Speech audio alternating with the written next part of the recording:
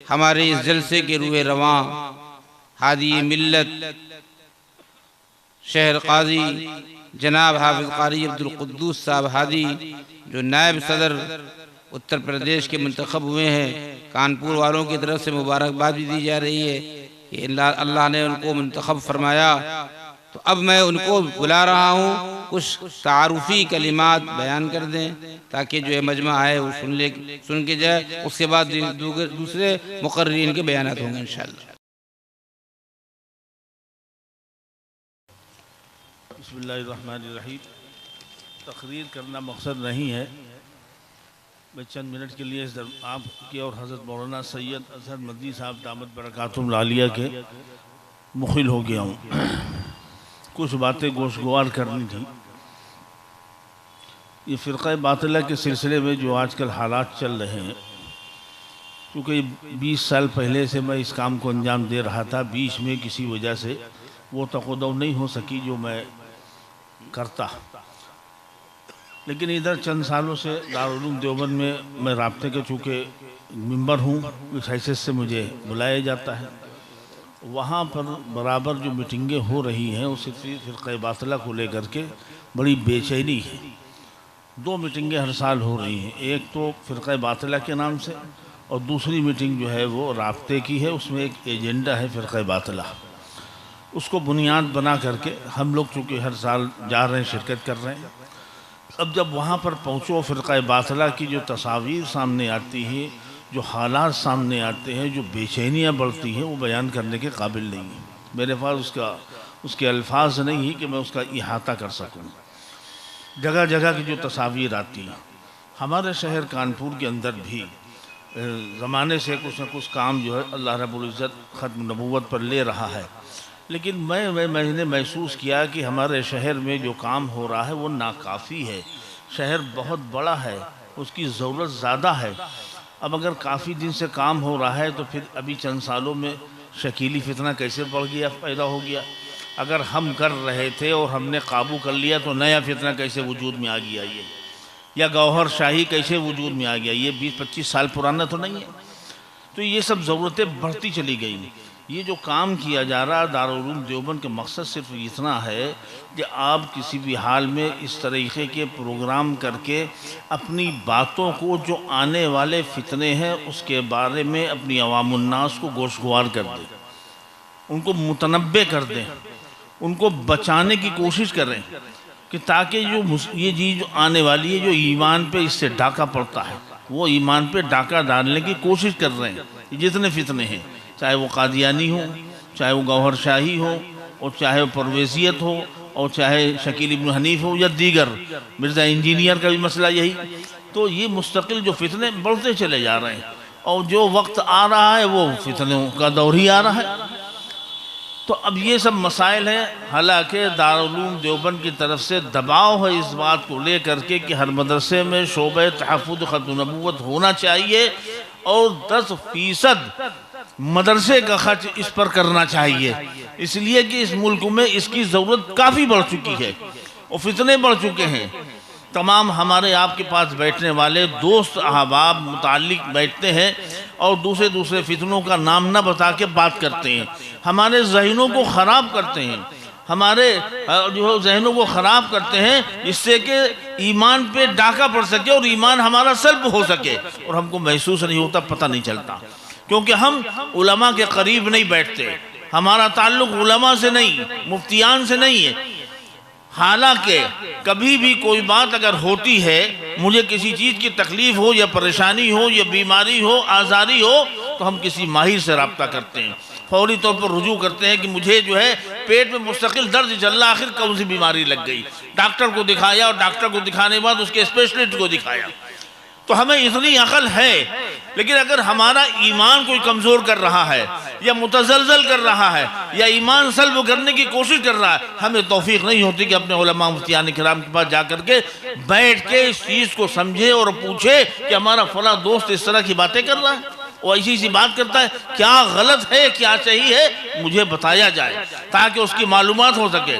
تو وہاں خود مفتی بن جائے گا، وہاں خود مولانا بن جائے گا، وہاں خود سے فیصلے لینے لگے گا، وہاں خود سے کہے گا نہیں یہی سمجھ میں آتا ہے میرے، نعوذ باللہ۔ یہ ایسی گندی چیزیں ہمیں اپنے ذہن سے نکالنی پڑے گی۔ ہمارے علماء، ہمارے مفتیان ہمارے سر کا تاج ہیں، ہمیں ان کے بغیر، ان کے مشورے کے بغیر گاڑی نہیں چلانی چاہیے۔ جیسے کہ زندگی میں ہم ڈاکٹر رکھتے ہیں، جیسے زندگی میں ہم نے ہوم ڈاکٹر بنا کے رکھے ہیں، جیسے زندگی میں ہم نے ہوم وکیل بنا کے رکھے ہیں، پھر ہماری ضرورت کی چیز ہے اس لیے بنا کے رکھے ہیں۔ کوئی معاملہ ہوتا ہے ہمارے پاس کئی وکیل ہیں، بہت سے مسئلے آتے ہیں اور کوئی بات سمجھ میں نہیں آ رہی مجھے کیا کرنا چاہیے، وکیل صاحب کو مشورہ کیا، وکیل صاحب ایسی بات ہو گئی کیا کریں، انہوں نے بتایا کہ نہیں یہ کرو، یہ نہیں یہ کرو۔ ہوم ڈاکٹرز ہیں، ان کو اسے بتایا اور ڈاکٹری کی لائن سے ہم کو مشورے مل گئے کہ آپ جو ہے کہ یہ معاملہ ہے آپ فلاں ڈاکٹر کو دکھاؤ، مشورہ مل گیا۔ تو ہر جو ذمہ دار قسم کا آدمی ہے وہ یہ کرتا ہے، لیکن دین کے معاملے میں، اسلام کے معاملے میں، ایمان کے معاملے میں ہم اتنے کمزور ہیں، اتنے لنپن ہیں، اتنے لاپرواہ ہیں، اتنے کوتاہ ہیں کہ ہمارا سب کچھ لٹ جائے ہمیں کوئی پرواہ نہیں۔ یہ ہماری ذمہ داری بنتی، یہ ہمارا احساس ہے۔ حضرت مولانا مفتی منظور صاحب نور اللہ مرقدہ ہمارے بیچ میں موجود نہیں ہیں۔ جب انہوں نے اس تحریک کو شروع کیا تھا تو میں بھی اسی حلیم کالج گراؤنڈ میں تھا ان کے ساتھ۔ ایک موقع پر ایک قادیانی کا انتقال ہوا، قبرستان میں مٹی دفن کرنے نہیں دیا، انہوں نے کہا کہ نہیں اس کی مٹی قبرستان میں دفن نہیں ہو سکتی ہے میرے قبرستان میں، اور 24 گھنٹے لگ گئے اس مسئلے کو لے کر کے دفن ہونے نہیں دیا۔ یہ ہماری روایت ہے شہر کی، ہم کو اپنے علماء مفتیان سے رجوع کرنا پڑے گا، ان سے جڑنا پڑے گا، ان سے تحقیق کرنی پڑے گی، اپنے ایمان کو سمجھنا پڑے گا۔ ہم نے اپنی طور پر آج کل ہمارا مزاج یہ بنا ہوا ہے، سارا دین اور اسلام سوشل میڈیا سے اٹھا رہے ہیں بیٹھ کر کے، وہ حدیث غلط ہے بھی یا نہیں ہے، یا ضعیف ہے یا کمزور ہے یا ماننے والی ہے یا نہیں کیا کرنا چاہیے مجھے کچھ نہیں پتا۔ جتنے بھی فرقہ باطلہ کے لوگ ہیں زیادہ تر لوگوں نے سب نے اپنے نام مسلمان رکھے ہوئے ہیں، ہم آپ ان کو مسلمان سمجھتے ہیں۔ الاسلام نام کا جو چینل ہے وہ قادیانیوں کا چل رہا ہے، ہم سمجھتے ہیں کہ یہ ہمارا چینل ہے، ہم صحیح چیز اخذ کر رہے ہیں، لے رہے ہیں، لیکن نہیں، وہ چینل دوسروں کے ہیں اور ہم جو ہے ان چیزوں کو لے لیتے ہیں اور کچھ کا کچھ کرنے لگتے ہیں، کسی اور راستے پہ چلے جاتے ہیں، اسی سے دعا لے لیں گے، اسی سے حدیث لے لیں گے، اسی سے سمجھنے لگیں گے۔ اپنا سب کچھ ماوا ملجا سرمایہ ہم نے سوشل میڈیا کو سمجھ لیا ہے، ہمارا عمل اس پر ہو رہا ہے، جس کی وجہ سے ہمیں نقصانات کا سامنا کرنا پڑ رہا ہے، پریشانیوں کو سامنا کرنا پڑ رہا ہے، ہمارے ایمان متزلزل ہو رہے ہیں، اور اسی وجہ سے ہم بدگمان ہو رہے ہیں اپنے علماء سے، اپنے مفتیان سے، اپنے قائدین سے۔ اگر ہمارا یہ ایمان و یقین کا رشتہ اگر مضبوط ہو تو ہم جو ہے کبھی بھی جو ہے ہمیں اختلاف نہیں ہوگا، ہمارا معاملہ مضبوط ہو جائے گا۔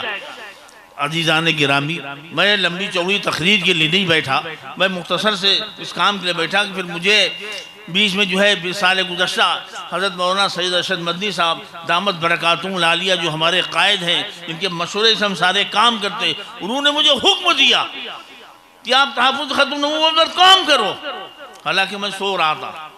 انہوں نے مجھے جگایا اور پھر میں نے اس کو ٹالنے کی کوشش کی کہ ہمیں انشراح نہیں ہو رہا تھا۔ پھر اس کے بعد جب میں دوسری ملاقات کی میں نے جا کر تو پھر اور سختی کے ساتھ حکم دیا کہ تحفظ ختم نبوت پر کام کرو، کانپور کو ضرورت ہے، تم سو رہے ہو، ہمارے سامنے بہت سی باتیں آتی ہیں۔ پھر میں نے اپنا ذہن بدلا، ہم نے کہا کہ بڑے ہیں، اللہ والے ہیں، بزرگ ہیں، پتہ نہیں کیا انشراح لگ جانے سے ان کو ہوا ہے اور ہم سے اللہ کام لینا چاہتا ہوں۔ تو چنانچہ 20 سال گزشتہ میں نے یہ تربیتی کیمپ یو پی کا لگایا، پھر کہ اجلاس عام کیا تھا جاجمو میں، لیکن اس مرتبہ پھر ہم نے حضرت کی خدمت میں حاضر ہو کر کے رابطے کی میٹنگ میں گیا اور فرقہ باطلہ کی میٹنگ میں دارالعلوم گیا، پھر حضرت سے ملاقات کر کے پھر مشورہ کیا، حضرت نے کہا نہیں پروگرام کریے۔ چنانچہ جو بھی کچھ ہم کر رہے ہیں اپنے بڑوں کے مشوروں سے کر رہے ہیں، اپنی مرضی سے کچھ نہیں کر رہے ہیں، اور شہر کو اس طرح کے پروگراموں کی بہت ضرورت ہے، ایک نہیں ہر مہینے 2 مہینے میں پروگرام ہو، تاکہ ہماری آواز، ہماری بات گھر گھر کانوں میں پہنچ جائے، کم سے کم گھر گھر کانوں میں پہنچ جائے گی، معلومات ہو جائے گی، تو ہم اس مصیبت، اس پریشانی، اس بیماری سے بچ ہو سکیں گے۔ ابھی چند سال پہلے کورونا آیا تھا، پورا ملک نہیں پوری دنیا ہیلی پڑی ہوئی تھی، پریشان تھے، لوگ ڈھونڈ رہے تھے کہ اس سے بچا کیسے جا سکتا. اس کو جو کچھ معلوم ہو رہا تھا کورونا سے بچنے کے ذرائع وہ اس کو پکڑنے کی کوشش کر رہا تھا، اس پر عمل کر رہا تھا. یہ ہمارے ایمان پہ ڈاکہ پڑے اور ہم اس پر فکر نہ کریں، اس کی توجہ نہ دیں. ہمارے پڑوس میں ایک جو ہے وہ فرقہ، اس طرح کے فرقہ باطلہ کے لوگ رہتے ہیں، ہمیں کوئی احساس نہیں. ہم ان سے ملتے بھی ہیں، جلتے بھی ہیں، ملاقاتیں بھی کر رہے ہیں، کھان پان بھی کر رہے ہیں، کاروبار بھی کر رہے ہیں. یہ ساری چیزیں ناجائز اور حرام ہے.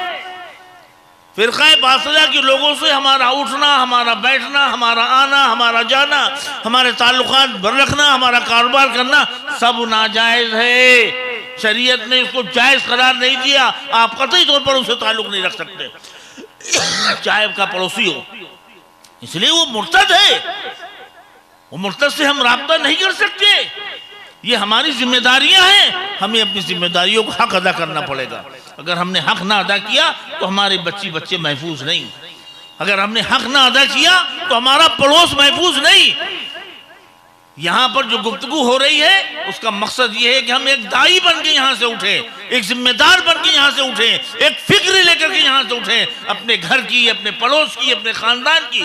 اور اس گفتگو کو جا کر کے کریں اور ان تک پہنچائیں اور یہ بتائیں کہ جو ہم نے علماء کرام نے سنا کہ گوہر شاہی فرقہ کیا ہے، انجینئر مرزا کا فرقہ کیا ہے، پرویزیت کیا ہے، قادیانیت کیا ہے، شکیل ابن حنیف کا فرقہ کیا ہے. جو کچھ میں نے سنا ہے ان کو جا کر کے بتائیں. آپ داعی بنیں. آپ اللہ کے رسول صلی اللہ علیہ وسلم کے ذات، یہ بالکل ذات سے ڈائریکٹ جڑا ہوا معاملہ ہے. اس میں جو بھی لگے گا، جو بھی خدمت کرے گا، جان لگائے گا، مال لگائے گا، وقت لگائے گا، ترجمانی کرے گا، اس بات کو وہاں تک پہنچائے گا، اللہ رب العزت اس کو بہترین صلہ دے گا انشاءاللہ. اور اللہ کے رسول صلی اللہ علیہ وسلم شفاعت کے موقع پر اس کو سب سے پہلے آگے بلا کر کے شفاعت کی جام کوثر پلائیں گے. کہاں بیٹھے؟ یہ بہت اونچا کام ہے. ہمیں تو اپنے علماء سے رابطہ کر کے اپنی زندگی گزارنی چاہیے. میں شکر گزار ہوں اپنے حضرت مولانا سید ارشد مدنی صاحب دامت برکاتہم العالیہ کا، جنہوں نے مجھے لاپرواہی میں آ گیا تھا پھر مزید بیدار کر کے پھر سے مجھے اسٹینڈ کر دیا، کھڑا کر دیا. اور اس پروگرام کو مینیج کرنے میں میں تو چلا گیا تھا عمرہ کرنے. میں آیا ہوں 4-5 دن پہلے. میرا بیٹا مولوی ابوبکر قاسمی ہادی اور یہ مولوی عبدالقادر، انہیں بیچاروں نے پورا سارا بیڑا اٹھایا اور ساری کوشش جدوجہد کی. اللہ تعالیٰ ان حضرات کی عمروں میں برکت دے اور ان سے خوب کام لے لے. یہ ساری فکریں انہی لوگوں نے اوڑی، انہی کی کوشش کا نتیجہ ہے. میں تو تھا ہی نہیں. تو اللہ تعالیٰ ان لوگوں کی فکروں کو قبول فرما لے اور جو بھی جدوجہد کوشش ان حضرات نے کی ہے ان کی عمروں میں برکت دے، صحت و عافیت کے ساتھ رکھے. اور آگے جو ہے مولانا یحییٰ صاحب نعمانی دامت برکاتہم العالیہ کو آنا تھا. انہوں نے لیٹر بھیج دیا ہے میرے پاس، اس میں واٹس ایپ میں پڑا ہوا ہے. وقت کم ہے، 1 بجے تک کا ہمارے پاس جو ہے پرمیشن ہے. حضرت کو گفتگو کرنی، اسی میں دعا ہونی ہے. بس 2-1 منٹ میں اپنی بات کو ختم کرتا ہوں.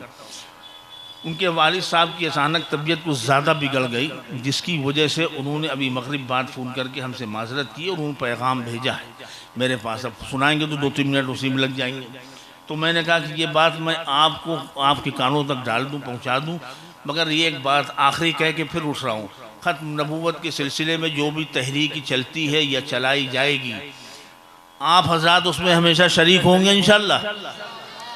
اچھا، جو باتیں یہاں پر سنی ہیں اپنے گھروں میں، اپنے پڑوس میں، اپنے گھر خاندان میں بیٹھ کے کرو گے کہ نہیں کرو گے؟ کرو گے بھائی؟ باتیں پہنچائیے، داعی بنیے، اس میں شامل ہو جائیے اس کلب میں. اور جب شامل ہو جائیں گے تو اللہ کے رسول صلی اللہ علیہ وسلم کی شفاعت اور جام کوثر انشاءاللہ بڑی آسانی کے ساتھ ملے گا. یہ باتیں میرے دل میں خدا نے ڈالی، میں نے آپ تک پہنچا دیا. کسی کا مقابلہ نہیں. یہ ہم تو پھر کہہ رہے ہیں کہ اور مدرسے والے یہاں پر تیار ہوں اور شہر میں کم سے کم سال میں 4-6 پروگرام اس طرح کے ہونے چاہیے. ہمیں امید ہے کہ آگے اور افراد پیدا ہوں گے، اس کام کو کریں گے. اللہ تعالیٰ کہنے سننے زیادہ ہم کو اور آپ کو عمل کی توفیق عطا فرما دے. بس میں اپنی بات کہہ کے بات کو ختم کرتا ہوں. وآخر دعوانا الحمدللہ رب العالمین.